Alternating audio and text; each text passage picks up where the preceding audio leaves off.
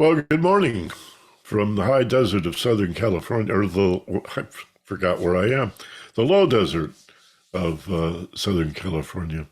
And happy holidays. I hope you enjoyed your Thanksgiving and looking forward to the holidays at the end of the year. We got a whole batch of them, Hanukkah and Christmas. And of course, solstice is the big deal, right? That's what that's all about. Is solstice. Maybe we'll talk about solstice when it comes around. I do want to mention, as I touched on in the newsletter, to make sure you know that, or you probably would presume anyway, that Christmas Day and New Year's Day both fall on Sundays this year. Well, New Year's Day is next year, but this time around. And so obviously we're going to do no class on Christmas Day, no class on New Year's Day. And so December 8th, I think, we'll do the next 4 through November 18, take a couple of weeks off, and then pick it up on January 8th. Just FYI. And I'm not sure if I'm going to be able to extend the Zoom meeting. I may need to generate a new URL in the new year because I ran it through this year. And if I can extend it, we'll keep the same URL, but be aware that there may be a different URL for joining in the new year. I'll let you know in the newsletter. I got some donations this week. I want to thank you. You know who you are. I won't call you out by name, but thank you for your contributions. It really helps defray the internet expenses. I want to remind you that simply by searching Ageless Wisdom Mystery School on YouTube, you can find the video, full unedited video of each of these classes.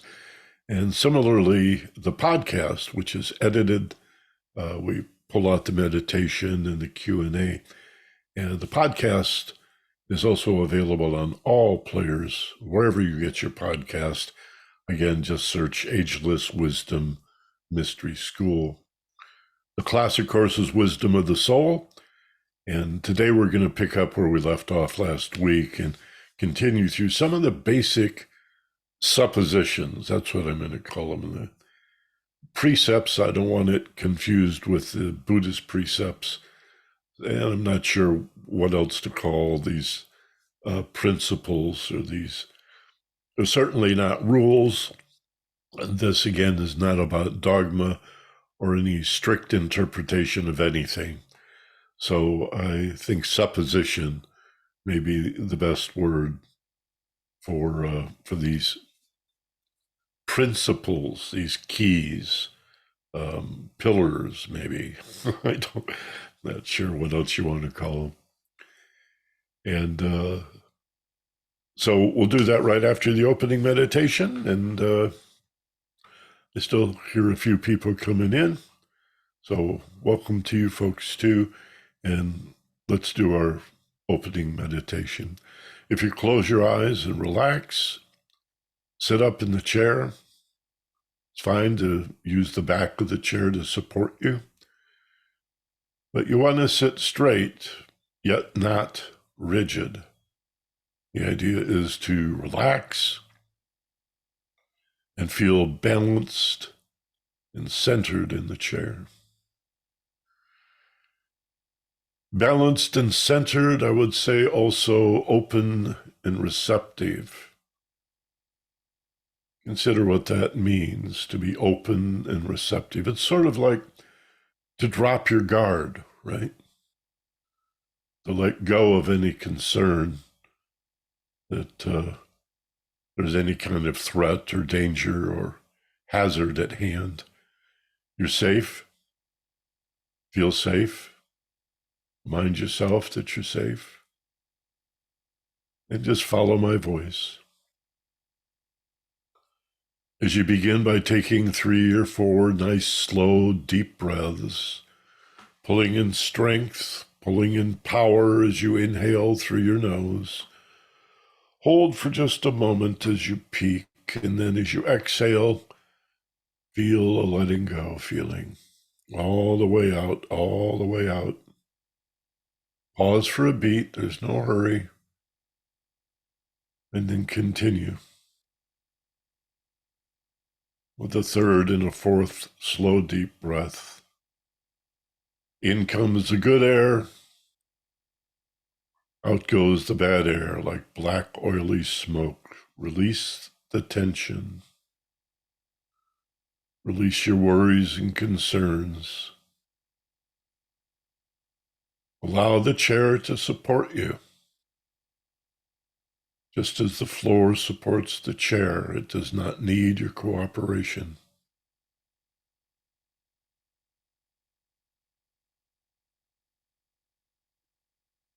Think of yourself as grounded, as if there were roots from the bottom of your feet reaching through the carpeting, through the flooring. Even if you're on the second floor of a building, imagine roots reaching down from the bottom of your feet all the way into the earth.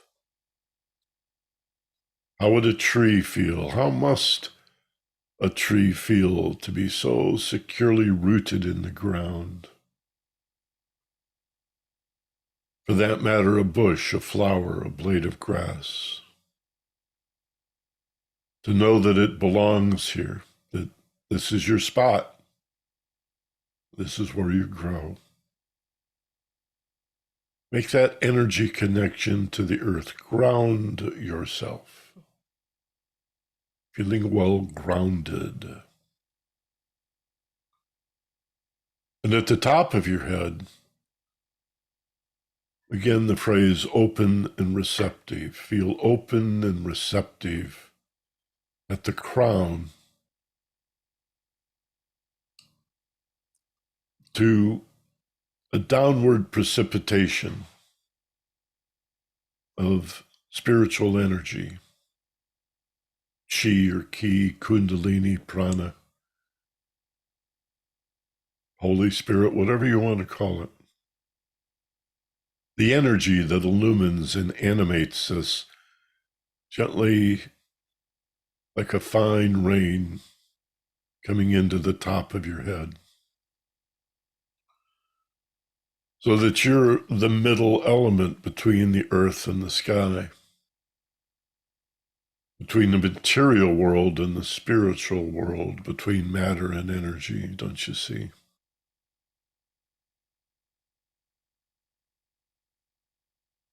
You feel yourself slowly as you continue to relax and feel safe, being recharged and restored, like you're the battery that's plugged into a charger. And you slowly absorb the energies from earth and sky, filling you, feeling filled and full and fulfilled, warm, radiant.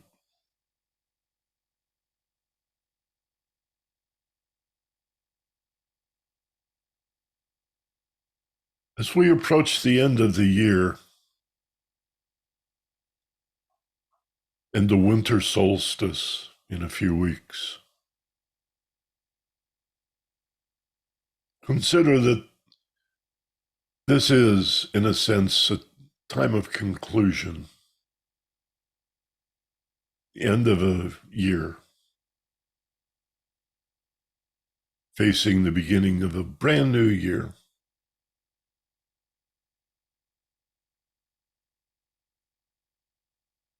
Sense that feeling of conclusion,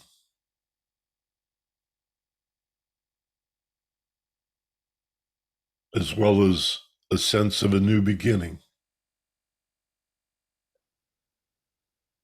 Almost as if you're moving through a doorway or a passage from one year to another. Reflect on this year, silently, internally. How's it been for you?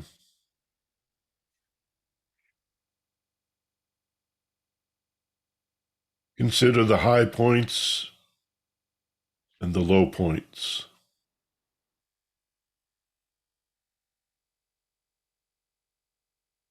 And despite any difficulties or challenges, has it been a good year for you?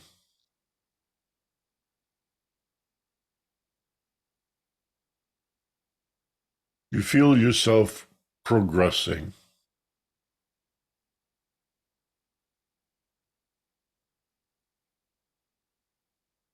Ask yourself, what have I learned this year, especially about myself and how I view my life, my career, my spare time activities, my most meaningful relationships? Has there been growth?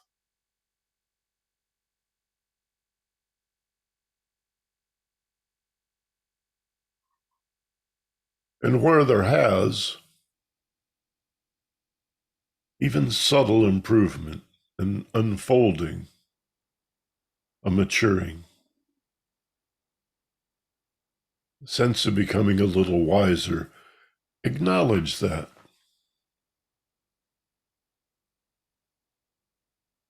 Do something you may rarely do. Acknowledge it. Congratulate yourself. Kind of a pat on the back, a tip of the hat to you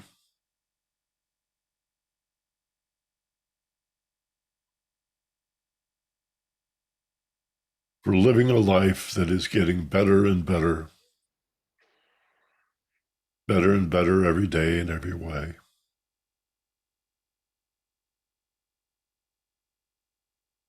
And with that affirmation, look forward to the new year. Just a few weeks away now. It'll be here before you know it. And yet it's a busy time of year. But take a moment now to think about how you're going to live your life in this new year. Set a goal or two. In a general sense, I don't mean for you to decide now on managing habits or so called New Year's resolutions, just a sense of raising your gaze a little bit, looking further down the road, maybe farther down the road in this case. And think about this new year as opportunity. What are you going to do with it? What would you like to do? What would you like to accomplish in the next year? Since we're at the beginning of December, let's say, the next 13 months.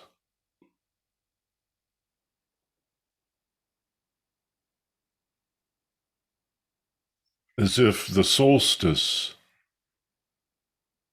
is the beginning of a new year. We mark it at January 1st. But the solstice is, I think, the 22nd of December. It's the shortest day of the year. It marks the return of the sun, right? And spring and rebirth.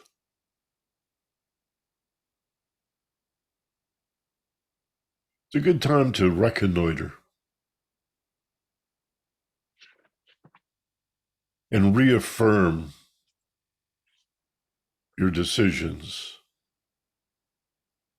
of about what you'd like to accomplish.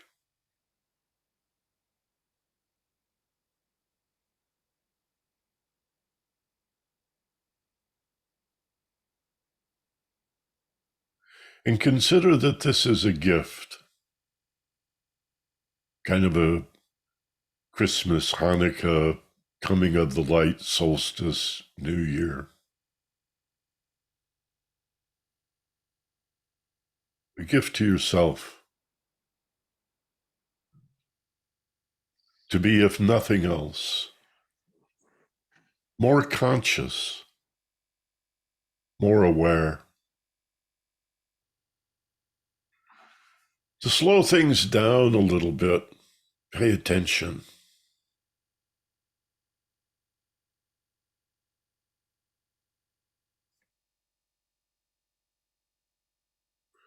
To reprioritize your values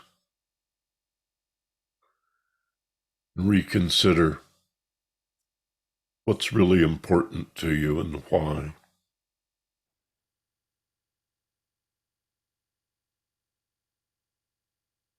I think many of us find ourselves feeling often like a victim of a life that's done to us by others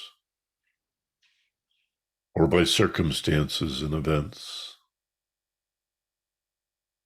often beyond our control. And while there is some truth to that, of course, life's a two-way street.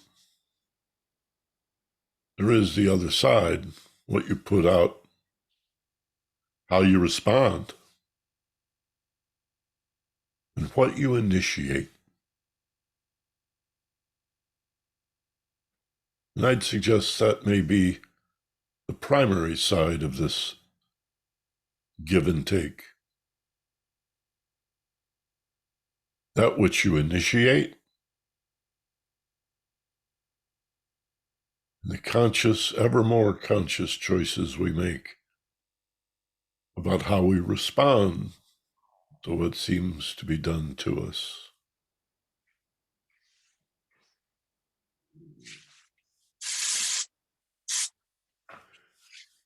And be that I am, ever more awake, ever more alert,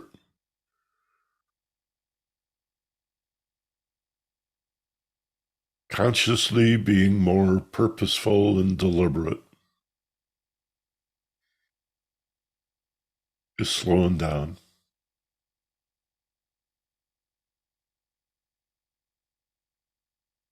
And finding you do more with less when you slow down.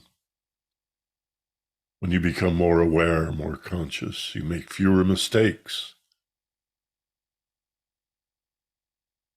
You're more likely to remember.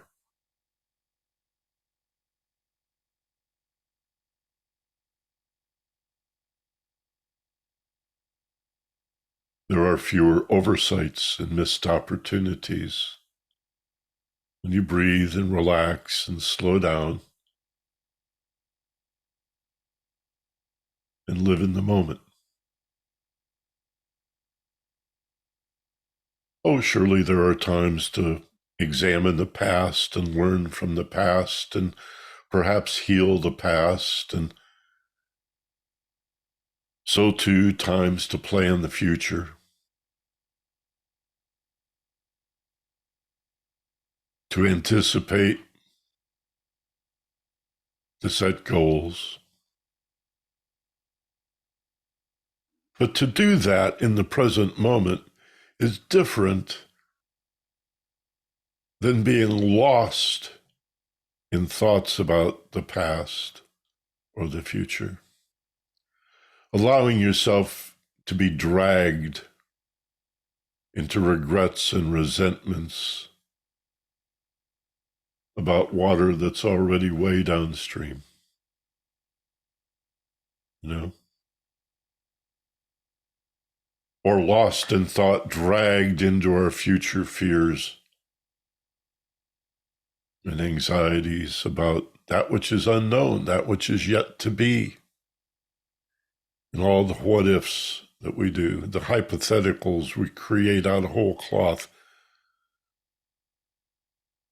And then we worry about our fantasies, phantasms, and fears.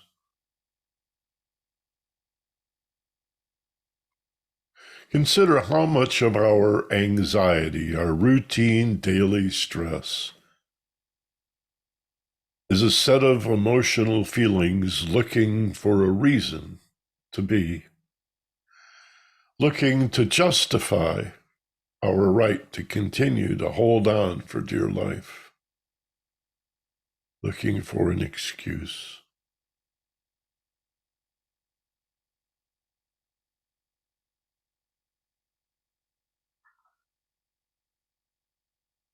The value of living in the minute, in the moment, and seeing the eternity and the infinity in the unfolding of each moment, the freshness and the newness of each instant unfolding, always here, always now.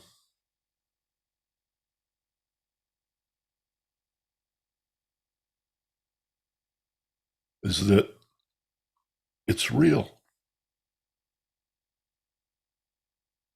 You could argue the past was real, but it's not now. It's just a collection of images and sensations in your head. And each time you recall what you think is the memory from the original event or incident. In fact, what you're recalling is the last time you remembered it. And each time you think of it again, it changes, becoming a reflection of the last time you remembered it, rather than the original incident. And so it morphs, it changes, it evolves. It's not real. Nothing real about it. It's gone. Has no effect on you unless you hold on to it. Think about that. So to the future, phantasms, nightmarish images, fears mixed in with hopes and dreams and what ifs. Just images in your head.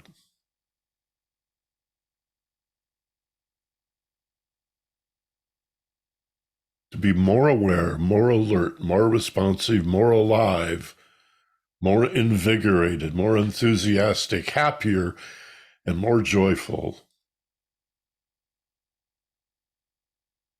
Sit safe and relaxed in the present moment. Let it unfold. It has a rhythm. It has an in-breath and an out-breath. It has a boom, chicka, rama, ding-dong to it, you know. You can dance to it. It's got a good beat. Right here, right now, that's all you need. Nice thing to consider as we move toward the longest night of the year, round the corner into a new year. Looking forward from the present moment to its unfoldment.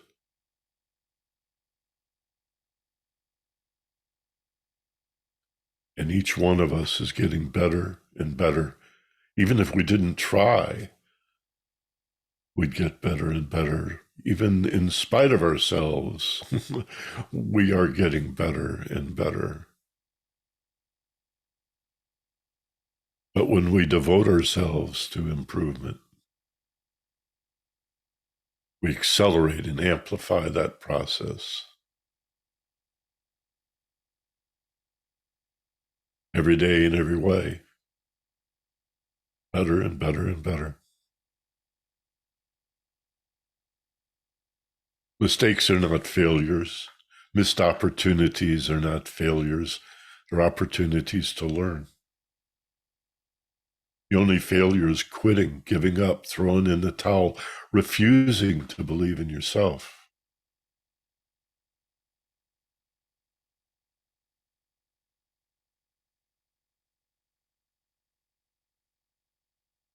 And yet be sure you don't try too hard.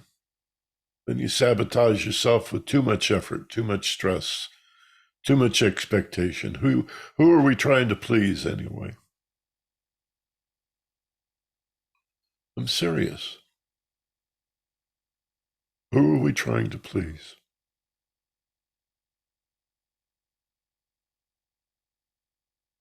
And why?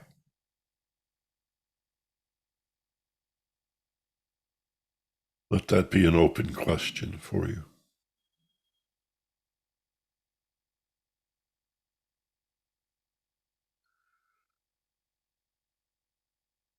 I think this is a universal affirmation, good for what ails you at all times.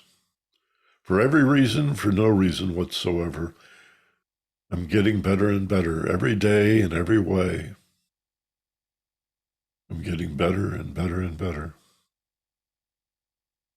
I love the freshness, the newness of each moment as it unfolds before me.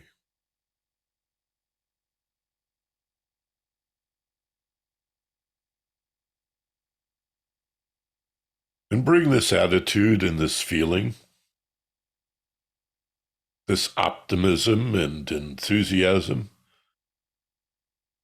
with you back into the waking state. Using a simple 3 count, 1 is just form the intention to return. 2 is the rising up slowly, a kind of floating upward or waking up, drifting skyward. And 3, eyes open, wide awake, back in the room. Take a deep breath, 1 deep breath.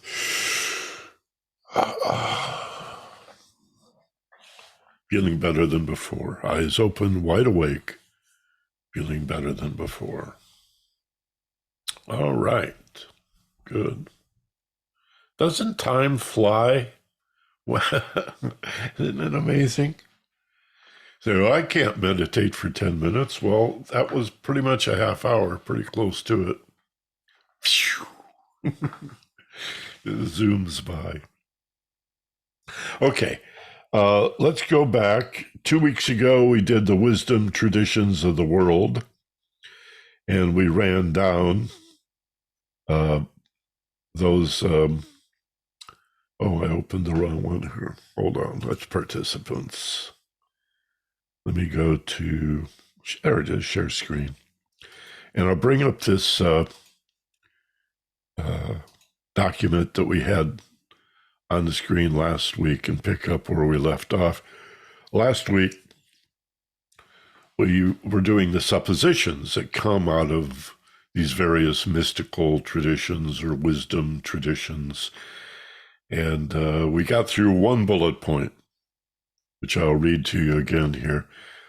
A unified energy source of all things, spirit, that is ultimately eternal, infinite, unchanging, and self-shining, yet which is both immanent and transcendent, the so-called one in the many, in the same way Jung's collective unconscious, panentheism, panpsychism, and monism.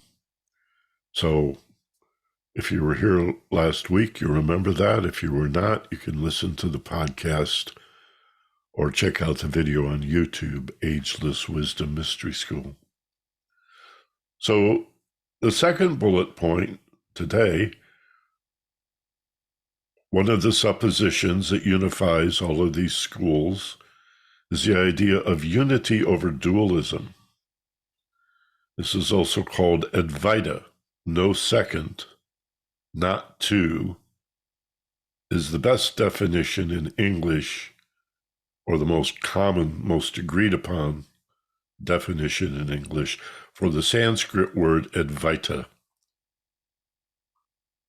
And this is often referred to as non-dualism or non-duality. I think the best way I've ever heard this expressed, and I've got to give credit to a friend of mine, Dr. Dennis Merritt Jones. He was in studio on my radio show, 15, 20 years ago. And we were talking about metaphysics and mysticism and the wisdom traditions of the world. He came out of the religious science background, Dr. Ernest Holmes, and study of the mind. That's how he moved into a more expanded idea of mysticism that emphasizes the personal experience of oneness, of wholeness, of connection. And in the midst of this interview, he said, there's only one of us here. And I'd never heard it said that simply before, We talk about unity and it's all one, and, the philosophies and religions, one and all, tend to agree that there's but one source, one God. But in the Abrahamic traditions of monotheism, Judaism, Christianity, and Islam, basically, that one God lives outside its creation. It's separate and lives very far away. And, there's talk about the third aspect of the Christian Trinity, Holy Spirit being everywhere equally present. But God himself is on a throne. He's an old white guy on a throne. And Jesus is at his right hand. There's something about a big white horse in Revelation, I think. But outside those three Abrahamic religions, the rest of the world understands unity in a very different way as monism, as the one in everything and everything in the one. Particularly the idea of everything in the one, that the universe is the body of this divinity. The universe is the body of God in a physical sense. So there's God's will, the Father aspect, God's love, which is the Christ, Christos, the Son, and then the Mother, which is matter, the material world. We touched on this when we first began this class in February and March of this year.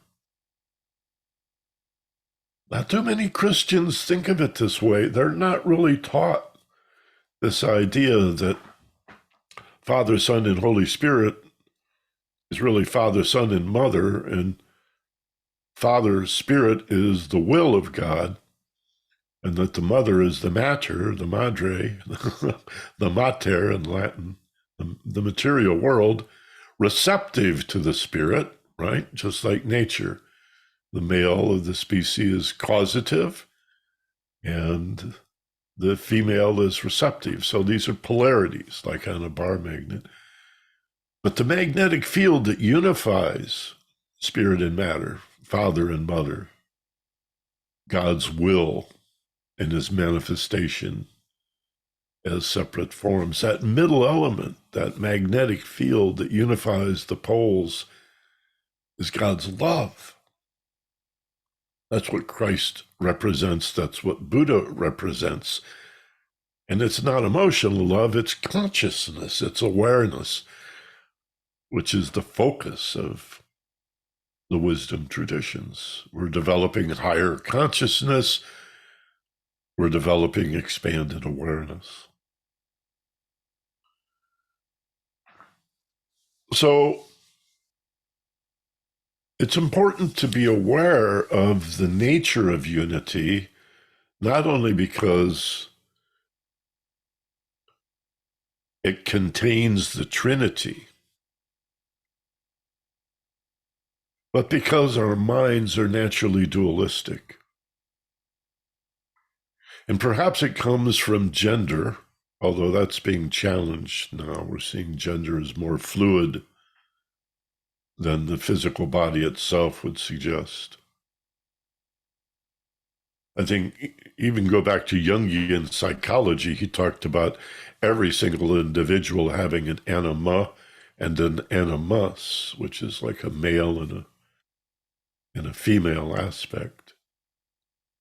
So everybody has male energies and female energies, and think about your friends or people in your family, celebrities, famous people, and how different their personalities are. Gender suggests duality. Polarity suggests duality.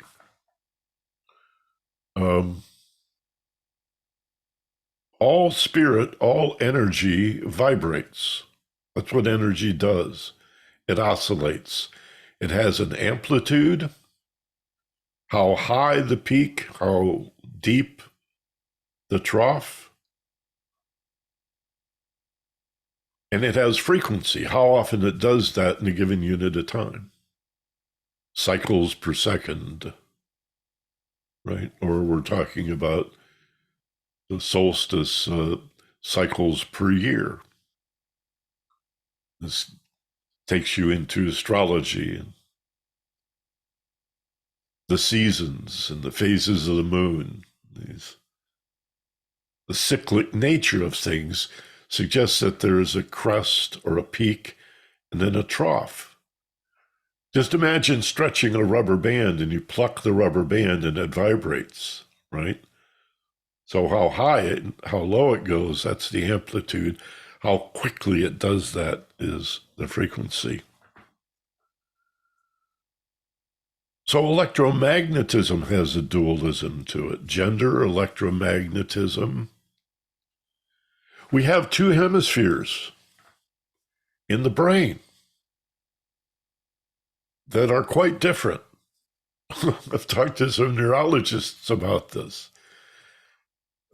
If you ever were able to hold a brain, I'm not sure you would want to, but a close examination of these hemispheres of any given brain is going to, you're going to see that they're physically different, as well as the operations of the left brain and the right brain being different. And yeah, they're connected, obviously. There's a corpus callosum, this bundle of nerves that connects the two. And there's a cortex over the human brain, and a few other animals have a cortex that helps to unify it into one thing. But again, we have this basic two-ness. Where we get into trouble, and the reason I'm dwelling on this a little bit, is binary thinking. Let me drop this for now. Binary thinking is a trap. It's a curse. It's a pox on humanity. It's the idea that everything is either true or false. It's a function of absolutism. And people who think of themselves as conservative, or who others might describe as basically reactionary, cling for dear life to the idea of absolutism. It's absolutely this way or absolutely that way. How else could it be? Are you coming with us or staying behind? There's no middle. There's no in between. Did they win the game or lose the game? Oh, it was a tie? Some sports allow ties. Many don't. Overtime, playoff, that kind of thing. People don't like ties. So it's usually a winner or a loser. Are you a good guy or a bad guy? Come on, there's no middle. Half bad is still bad. 90% good, you're only 10% bad, you're still bad. You can't be partly good and not bad. There's no middle. And it's frustrating as hell. I see it in journalism over and over and over in really smart people who should know better. I studied journalism in college. I taught journalism in college at Mount San Antonio College here in Southern California. That's rarely discussed. I've never seen it mentioned in any journalism textbook. This tendency to think in terms of either or. And if you listen carefully, you'll see it again and again and again. News anchors and field reporters alike. Well, is it this way or that way?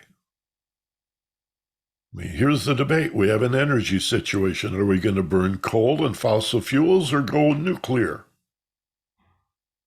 Those are your only two choices. Well, wait a minute. Isn't there solar, geothermal, and aren't there permutations and variations and combinations? Well, most people don't even know what a permutation is. In school, we had true and false questions, but as you move through elementary school into middle school and high school, we went beyond true or false to multiple choice. And at least there you get two, more than two, in most cases, three options or four options. Sometimes there was none of the above or all of the above. I really liked the test where the instructor would say, be careful, there's on some of these more than one right answer. That was always a mind blower for me. How could there be more than one right answer? That violated everything that I had learned in school previous to that point, in my socialization, my enculturation, and certainly in the church. You're born in the image of God, but you're a sinner. You're good and perfect, just like God, but you're really bad and horrible and likely to burn in hell. Arguably, the Catholic Church had a middle for a while, this so-called purgatory, but nobody ever really understood that. It was made up like so many things out of whole cloth. And I don't know, 15, 20, 25 years ago, I lost track. They dropped that whole idea of some in-between place, some waiting room, some hellish waiting room before you're qualified or purified enough to live in heaven. Is it this way or that? Here's another way of saying it. All differences are opposites. All differences are opposites. No, that's not true. This absolutism leaves no room for its complementary view, which is relativism. And again, the right wing, conservatives, reactionaries bristle at the idea of relativism. They hate it. It terrifies them. They want to live in a world that's black or white, not both. Forget the colors. Forget the permutations, the combinations, the variations, a little bit of this, a little bit of that, a drop of this, a dash of that. It's anxiety producing. That's terrifying. The absolutist is holding on for dear life to binary thinking. And I'll share with you, I may have in the past, but at the risk of repeating myself, it's in my book as well, Fearless Intelligence. The example that I've used for years, there are others, but I love this one. I think it's easy to understand the truth of relativism. If you consider the way I told the story in my book was I have a friend from Hawaii and a friend from Alaska visiting me in Los Angeles, And like today, it's a little chilly. It's about 68 degrees, 65 degrees, somewhere in there, let's say, mid to upper 60s Fahrenheit. And the guy from Alaska is just loving it. Oh, your weather down here is just wonderful. Hey, mind if I take my shirt off and enjoy this balmy day? It's almost 70 degrees outside. God, what a nice day. Love Southern California. I got to come here more often. Meanwhile, my friend from Hawaii is freezing. He asks for a sweater, maybe a jacket. Says, I don't know how you guys handle this cold weather. I'm freezing. Well, if you're conservative or a reactionary, if you're an absolutist, one of these guys is wrong. They disagree, so they cannot both be right. I was watching just a couple of days ago, this religious minister called himself a doctor. I guess he was a doctor of religion, whatever. I'm not even sure what that means, but some of these preachers do get PhDs from some kind of seminary or another. So he was a doctor, so that gave him more credibility. And he said he was running the same rap. He said, two things cannot be different and both be true. Two things cannot be true if they're different. One could be true, they could both be false.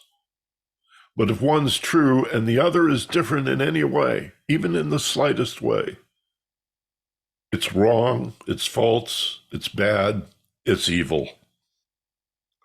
Because this one here is true. And you can't have two things that are different and still both be true. Nonsense. Of course you can. To the Hawaiian, 68 degrees is cold. The Alaskan finds it warm.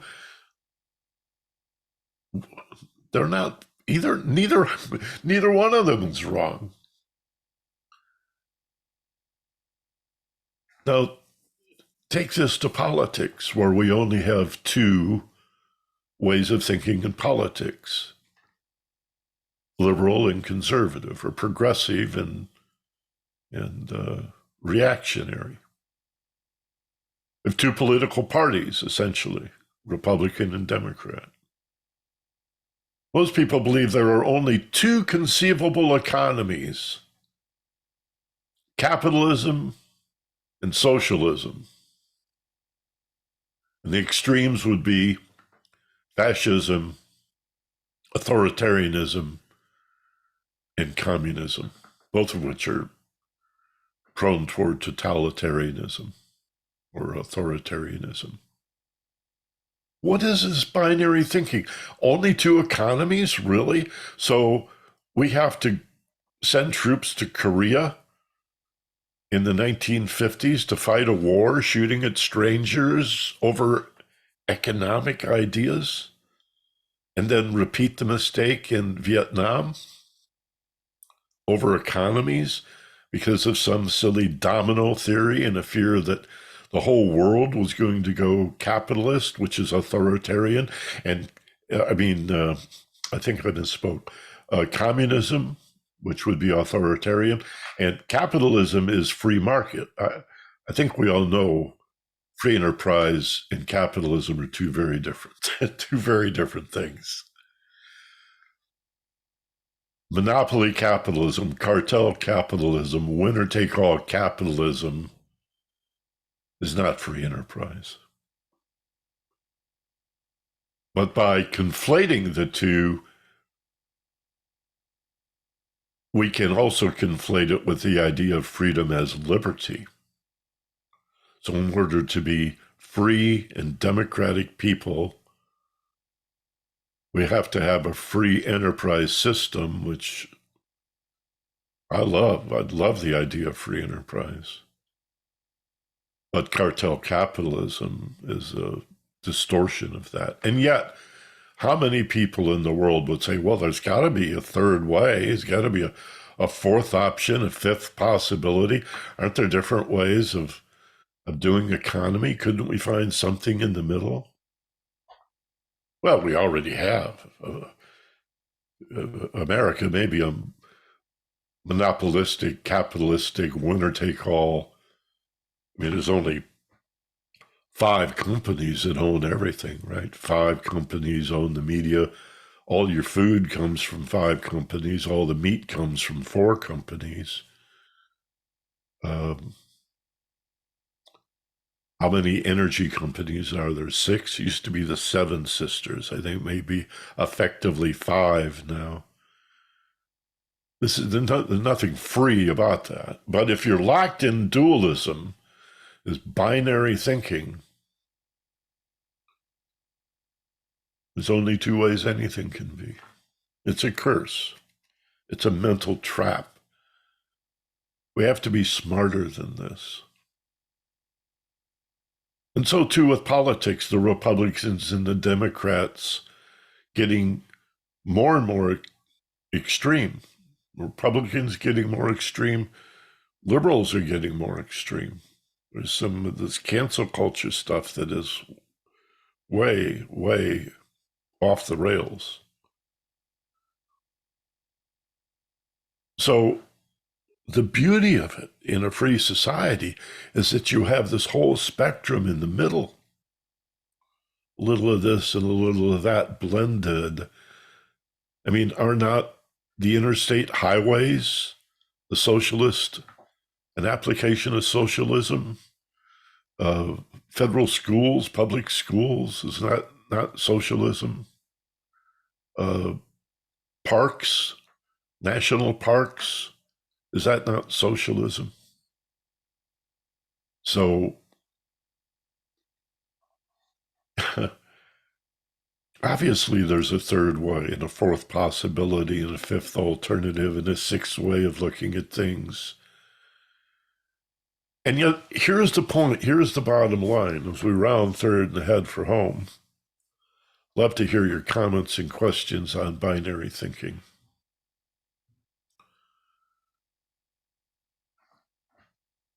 Binary thinking is a product of anxiety and stress and fear.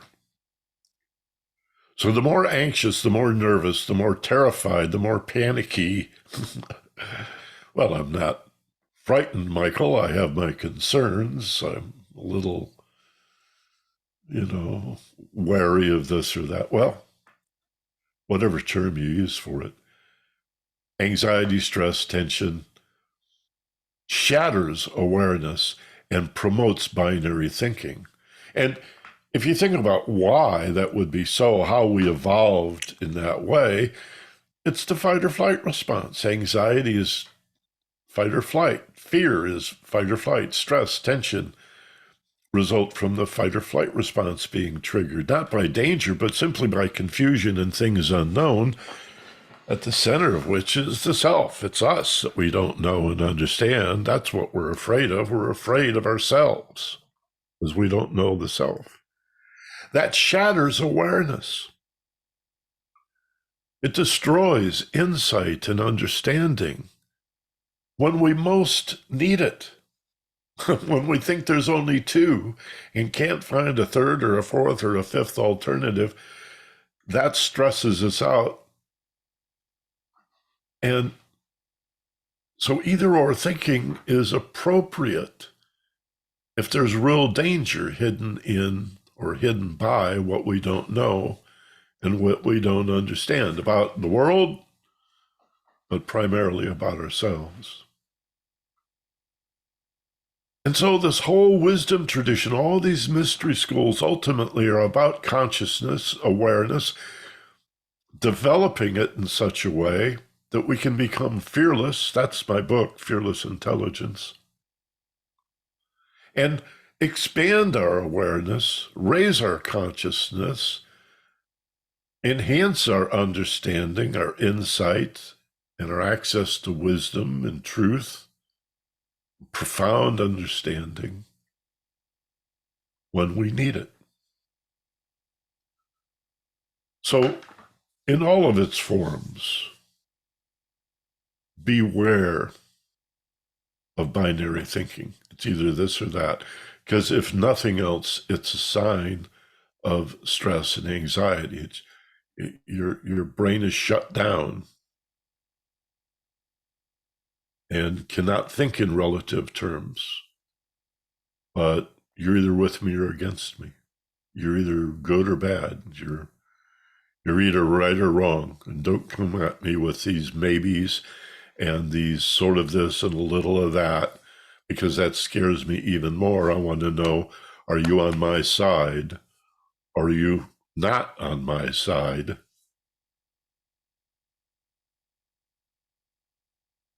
You ever heard that phrase? How's it go? The enemy of my enemy is my friend. That's not true, is it? Aren't there situations where three or more groups are involved and they're all everybody's enemy? It's rarely true that the enemy of your enemy can be trusted to be your friend. Best not to have any enemies at all. The ultimate enemy, of course, is fear. I like Gandhi's quote about that. He said it very clearly and directly. He said, the problem is not hate. We think it's hate.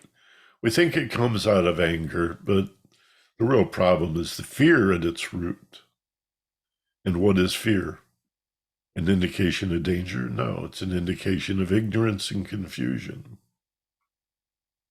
And it's a vicious cycle that goes round and round. Ignorance is scary. But that fear promotes ignorance, puts you into this either or mentality. Now, I want to go to the questions in just a second, but let me tie this into the next point that I wanted to make. So I'm going to go back to this document just for a second.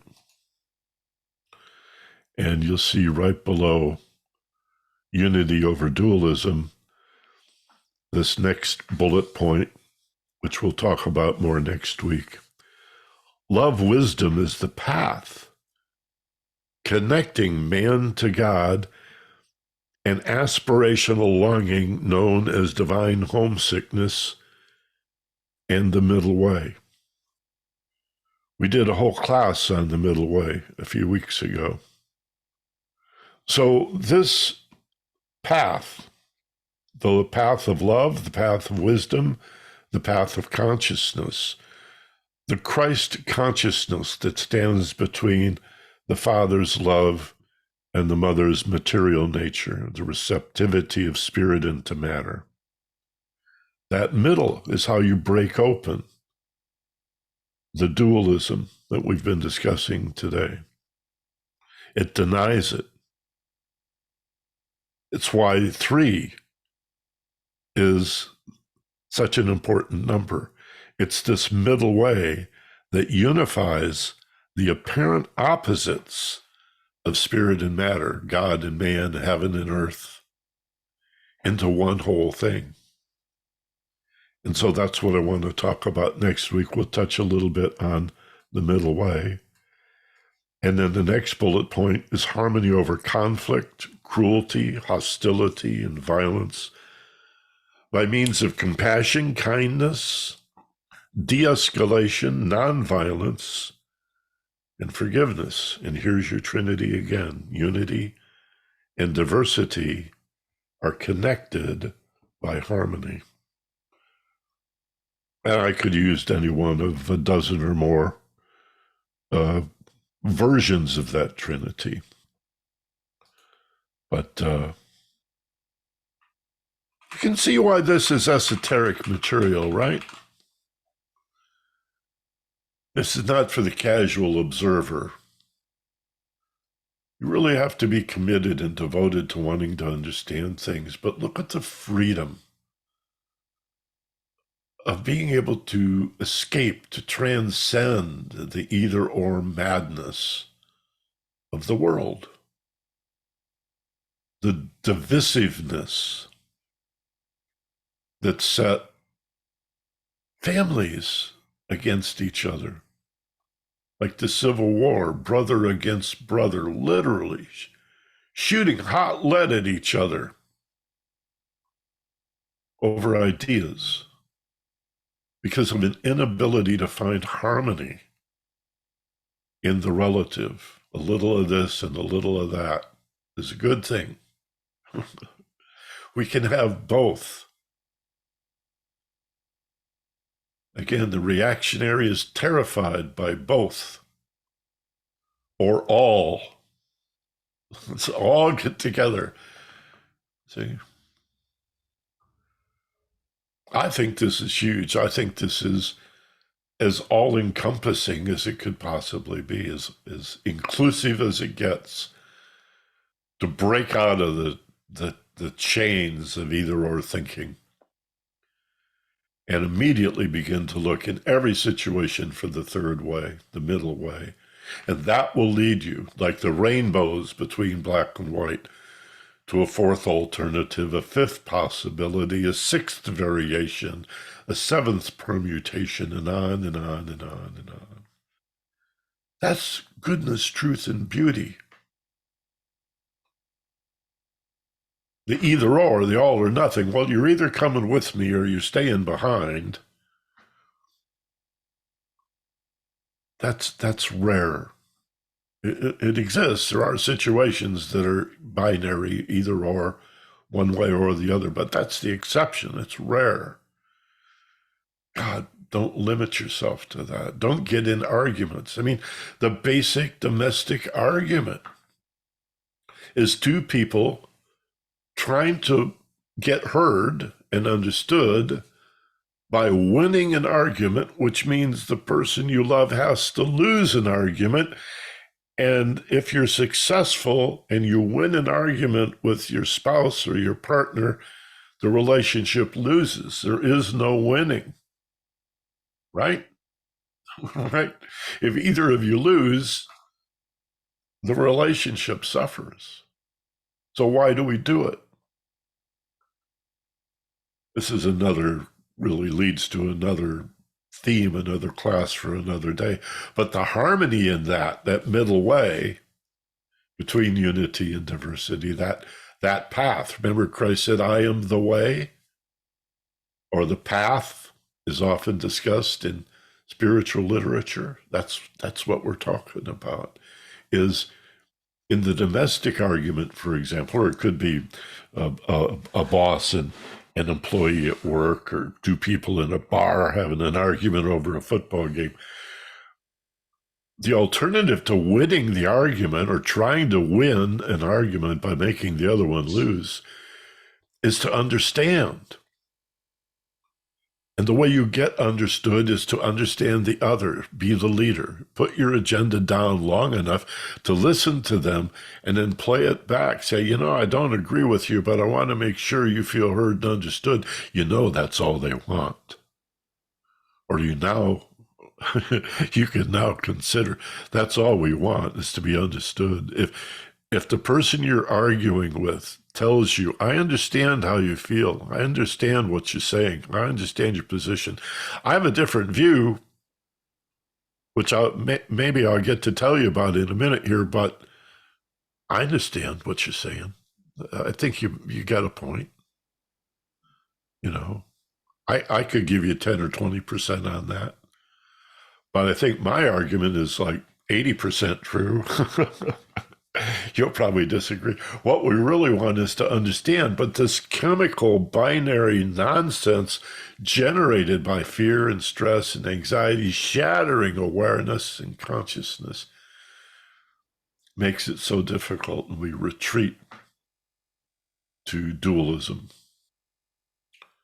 That's what I wanted to present to you today. So can you think of some examples where you've been trapped by binary thinking, by dualism, where you denied a variation or permutation, a combination, an alternative view, or the other way around? Michael. Yeah. Jack has an interesting comment. Good. Jack, go ahead. Well, it occurs to me that the very divided way of looking at the external world has to apply inwardly as well. And I see it in myself as, looking at the world as good and evil, but then I look at myself inwardly in the same way, dividing up what I think is bad and rejecting it, and trying to hold on to just what I think is good. But in the meantime, I can't find wholeness because I can't. A lot of the things I thought were bad are just things I don't understand. I don't really appreciate, and denying them and trying to make them go away doesn't really do well. They don't go away, Right. and so that that sort of constant tension of trying to be good and dividing off the other side. Well, first of all, is painful, but it doesn't lead to wholeness, and it doesn't lead to healing. That's right. And so the third way, the middle way, is harmony. Sometimes I think about this in terms of music.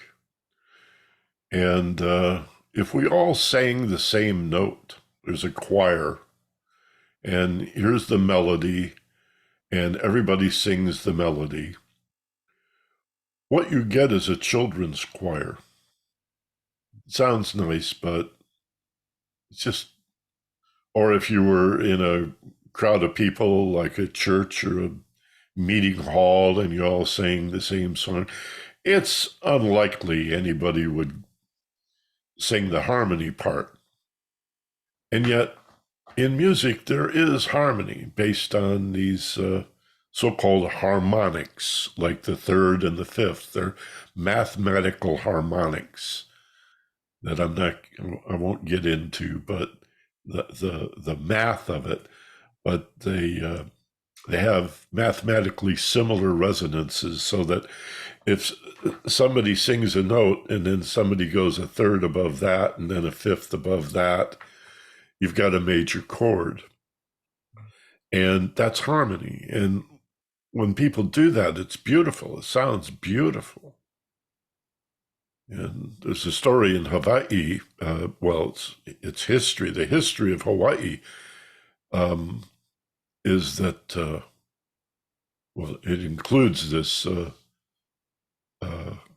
tale about the first time Hawaiians heard a church choir when the missionaries came, ostensibly to save souls and bring the good news of the Christian gospel to these heathen Polynesians.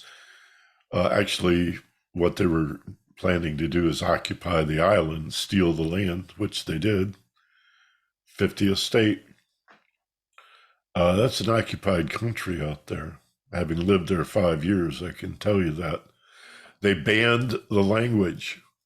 For 100 years, the Hawaiian language could not be spoken. It was a crime. Go to jail. They banned the religions. The heiaus and the kahuna could not practice their Hawaiian religion because it was pagan and therefore evil. It wasn't Christian, so it had to be bad.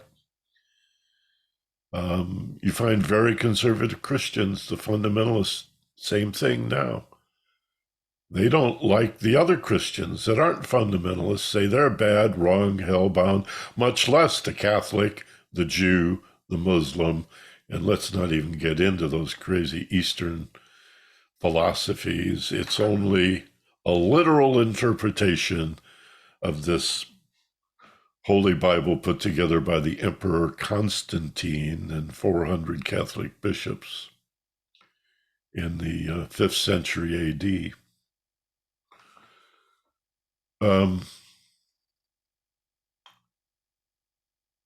Harmony is the path. Harmony is the middle way. This is what Christ represented when he said, I am the way and the light. this consciousness that he called love is the path that we walk to lift ourselves from this binary either or nonsense of heaven and hell. There's another one. Oh, I mentioned that earlier, and then purgatory didn't last. It's just everywhere. And so harmony, love. There's a system in theosophy called the seven rays, the first three of which are primary and correspond with the Trinity. And so the second ray is what we're talking about in that seven ray system, the path or the way that man returns to heaven or that seeks to know God. This middle way is love, it is wisdom, it is truth, it is consciousness, it is awareness. I think those are probably the best terms for it. And that's the path that leads us from diversity to unity, from the anxiety and the stress of finding ourselves in what seem to be separate physical bodies in a world where everything is separate, and we spend our whole lives longing for connection to reach out. You make a very good point, Jack. Let's look within and connect this appearance of opposites, this ignorance that comes out of the appearance of separation, and understand nobody's separated from anything. Jung's collective unconscious, the nature of ESP and clairvoyance and telepathy and precognition. How do we know these things? How do these things work? Unless each of us is like a separate branch on one tree. Yeah. These fingers on this hand appear to be separate, but they're one hand and one arm, and appear to have two arms, but there's only one body. That's it. That's what this is all about. You have any follow-up on that? Just that's very hopeful. And I mean, I was raised in my early life with fundamentalist Christianity, which did really focus on the evil of our nature, and particularly our sexual nature, which you can't make go away, and it's often not going to obey what they want it to obey. So you're in a state of constantly being sort of against yourself. You're forever wrong when you're supposed to be right. So you're always in this state of attention that can't be resolved. What's that phrase? I think it's biblical. A house divided against itself cannot stand. Yep. Cannot survive. Yep. That's us. That's the torment of the way anxiety poisons the brain. It's a good thing if you're in real danger. If we sit around and ponder the third way and the nuance here, we're going to get killed or eaten or run over or whatever, if the danger is real. But stress is what we don't know. Anxiety and most of our vast majority of fear is not dangerous at all. That's just what we don't know. How are we to know it but by facing that fear? Breathing, relaxing, letting it go, and only then, oh, wait a minute. Starting to understand this. I'm starting to find this middle way. But you're going to scare the bejesus out of the reactionary. They don't like anything that's not absolute. That's absolutely true, absolutely false. None of this hippy-dippy middle stuff. Scares them. Okay, anybody else? Questions, comments? What about binary thinking? Is this brand new? Have you thought about it before? I bet it's occurred to you at some point in your life. You felt trapped by it. Melinda? I'd be glad to give you any questions that do come up. I had a thought, your talk coinciding with the phenomenon of cognitive dissonance, which hate to get all brain scientific, but it's this phenomenon that emerged as a protective device when we don't have time to ponder red light, green light, is it dangerous or not? And it's evolved. It's a fascinating topic. Some of y'all might be familiar with it. It's evolved in our brains to protect us, but it goes awry. And I think it's germane in this topic because so much of what you were referring to in your talk, I think, Michael, is unconsciously pulled forward by people. We all do it. We all do what you're saying. We all have it. It's part of being human. And I think that the challenge is to catch ourselves. I mean, for me, it's a challenge to be tolerant of intolerant people. And you know, that it just gets to be a lot sometimes. Like where do I take a deep breath and accept that it's all real? Because that cognitive dissonance is very pervasive in our minds. That's what I was thinking. You know, we talk about fight or flight. It's actually fight or flight, freeze or faint. And the freeze is often that deer in the headlights. We feel that tug of war that Jack was implying inside us, and it seems to be a stalemate. Both sides seem equally strong and nobody is winning. So it's a kind of a brain freeze, cognitive dissonance, isn't it? Well, I think it's our brain needs to choose. We need one or the other. Yeah, essentially right. But we have to choose in a split second. It's almost like, is that stove hot or not? We don't have time to think about it, and it's evolved into what you're talking about with all the connotations. And I think the more fearful people get in general, the more we have cognitive dissonance and that black and white thinking, which we really seem to have an epidemic of it now, don't we? Yeah. Patrick did have something to add when you have a minute. I'm sorry, you a little the end. Messed up my button here. Patrick does have something to add. Let me just say before I go to Patrick, your use of the word evolution reminds me to suggest that what we're talking about, absolutism and binary thinking, really is an animal response that, again, has value given the way natural selection and evolution works. It's dance or die. It's adapt or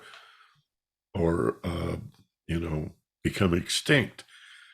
And what makes the human being unique in the animal kingdom, save for arguably 6 or 7 other animals that are very, very high functioning, very self-aware, is this ability to reflect on our thoughts, to think about thinking, to think about feeling, to feel our feelings, to reflect.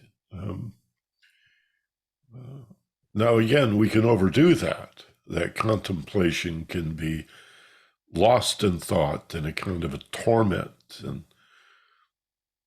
yet, I'm not arguing. I will acknowledge the value of either or thinking when the danger is real, or when there's a real potential for danger, like you're in the jungle. I had a discussion with a Buddhist teacher a few months ago. She talked about respecting all life, and if you swat a mosquito, you'll go to hell. And I said, well, if it's a lion or a tiger or a wild animal, can you defend yourself? She said, well, of course. And I said, well, mosquitoes may be small, but they kill 300,000 people a year. So could I compassionately swat the mosquito? And she didn't like that. She didn't like that challenge at all. But I was serious. I wasn't, messing with her. Like, we have to be more flexible in our thinking. Again, these absolute, even, mystical traditions have their absolutists and their rigid rules. And I said earlier, Buddhism has a set of precepts, things you're not supposed to do, certain rules like the commandments of Moses. And thou shalt not do this, and thou shalt not do that. The challenge is to be flexible with that. At what point is murder not self-defense or self-defense not murder? So we have to be flexible and variable on that. Patrick, go ahead. You know what? I'm sorry. I'm going to boldly interrupt. I know Patrick has his hand up, but I have to go. And at the risk of having my days off by a couple, which I don't think I do, I want to wish Michael a happy birthday today. Oh, it's not today, but it's coming. Thank you, Hannah. It's coming up pretty soon. Today's the 27th? Today's the 27th. I always confuse it with my cousin who's the 29th, but I just wanted to take a chance and say happy early birthday. Thank you. My birthday's the 29th. So it's the same as hers. Okay. Yeah. Now you know. It's a big birthday for me, 3/4 of a century. Very big birthday. Thanks for being here, Hannah. She's off to another Zoom meeting. Patrick, what you got, Pat? Okay, here's where I'm at today. Just share that with you guys. And then I don't know if you saw that. I can't. No. I have to. That's okay. It's up here in the farmland in California. But anyway, so my comment was, I also have a question. So I'll start with the question is about the awareness and consciousness. We talked a little bit about being in cats. I'm a cat person also. But dogs are great. But it's comforting to think that if they do have the consciousness and spirit and eternal soul, like we've been taught in the Christian world, that lives forever. And what about the energy that would be in like rocks or plants? Because plants seem, because they're alive and organic, they would have somewhat more of a consciousness level than the rock. I don't know if that would be true. Yeah, this is a wonderful question and a great opportunity for discussion. I, of course, cannot tell you, I mean, I could, but I will not tell you the way it is. I have no truth, one right way to offer you. I'll tell you what mystics generally believe. And this speaks to panentheism, monism, panpsychism, the idea of monism, meaning that all things are immersed in an ocean of consciousness. So humans are obviously conscious, though members of the animal kingdom. And if you have pets or farm animals, certainly you know they're conscious. They have emotions, they have feelings.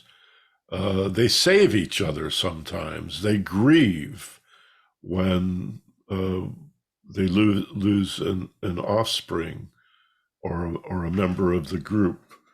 We see this in a number of high-functioning animals. They're clearly conscious, aware, sentient. Plants, yes, obviously, they are responsive to their environment at the very least. They, flower will, blossom in the daytime. Some flowers, it's very obvious that they fold up at night and then open again the next day and even track the sun across the sky. I mentioned the Venus flytrap a week or two ago, and the studies that were being done in Tucson at University And the mushroom. What about the And mushroom? the mushrooms, they have huge connected gas organisms, not just, when they pop up on this top, but Persilium. It's big documentaries going around. I don't know if it's on Netflix. Me and my daughter were talking about it, and I saw the documentary a little bit. But just huge communities of instant communication between on the forest of the whole organism as a whole.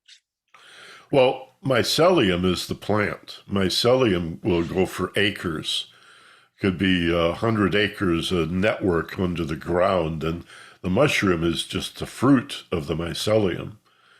So you're right. The largest plant in the biggest, the biggest plant in the world is mycelium. And yes, so plants are conscious. The Venus flytrap, no question about it. The minerals would have to be the only exception because people don't see movement, they don't see responsiveness, they don't see procreation, they don't see change other than erosion, I guess. But nevertheless, the mystics see everything as conscious. The mineral kingdom would include the rocks, all the elements of the periodic table would include the oceans and the rivers and the clouds and the atmosphere that we call sky and the mountains and the volcano. Everything is immersed in an ocean of consciousness. So yes, our bodies are made out of that, right? And return to it when we're done using them. So the argument would be, of course, everything is conscious to varying degrees. We know humans who are not as conscious as other humans, right? So, yeah, that's a great question. And I know there's no real answer. I had another comment about the topic closer to the topic on polarity. yeah, And just the fact that I've noticed, over the, years, somebody that like you could tell they really haven't thought about it too much. It always seems to it's either religion or politics, but if you have a different idea of them and try to explain, like I try to explain my theories and feelings and adjustments on the normal teachings, you can kind of see a terrified person because it's not their thoughts that you're attacking, but it's the thoughts that they were taught by their parents, their grandparents. And I could just see the whole family right there behind her in her memories of growing up, and just the terrified, like there's no way that my whole family is wrong and have been telling me lies. And it just scares the bejesus out of them. And they're not going there. And that's it. That was the end of the discussion many a times. I hear you. I would suggest you consider, because you clearly enjoy rocking the boat a little bit and challenging people's beliefs, consider that even if you get major pushback for the reasons you've just explained, that you're planting seeds.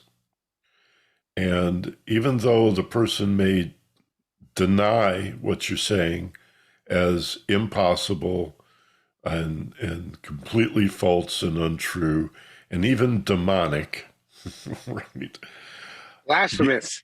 You never know when you're planting a little seed that'll sprout, stick in their brain, grow, albeit slowly, and then in the future, some thought comes up and they're reminded of something Patrick once said back in 2022, and maybe he's got a point, and then another decade goes by and it may grow and blossom. So Be a kind of philosophical Johnny Appleseed in that way. And you can even phrase it that way. Say, hey, I'm not telling you the truth and that you're wrong and I'm right. Just consider the possibility. Or what about this? Have you ever thought that there may be this or that? And if you take that kind of well, as a hypnotherapist, we call them suggestions. Just offer suggestions. You can avoid the argument. You can avoid a lot of the defensiveness, and just plant your seed and move on. I noticed they do that in court trials a lot. One of the opposing lawyers will just plant the totally false notion of something. Everybody knows it's false, but they said it to the jury, and it's like, I'll plant the thought. Right. You never know. Let it work its way. Maybe it'll grow. Thank you, Patrick. Happy birthday, Michael. Thanks, buddy. Anybody else before we close down? That looks like it. Mindy, I want to thank you again for being here and for all your help, and Hannah too. And to each and every one of you for being here. It means a lot to me. I think we had 17 or 18 people today live. And again, search Ageless Wisdom Mystery School on YouTube for the full video. Search Ageless Wisdom Mystery School in your favorite podcast player or Google for that matter. And you'll find the podcast. Subscribe to both, please, especially YouTube. If you subscribe, like and comment, every time a new video is posted, you get a little email notice, and it helps us to, the more subscribers we have, the more credibility there is. So if you haven't done that, I'd really appreciate it. Podcast reviews are available on the Apple podcast system. Also, a podcast server called Podchaser has reviews. With that, Namaste, Aloha, Salam, happy holidays, season's greetings, and I hope you'll unmute and say goodbye to your friends before you go. Thank you very much. Good day. Bye. Bye, Happy birthday, everybody. Thanks, Happy birthday, everybody. Michael. Thank you.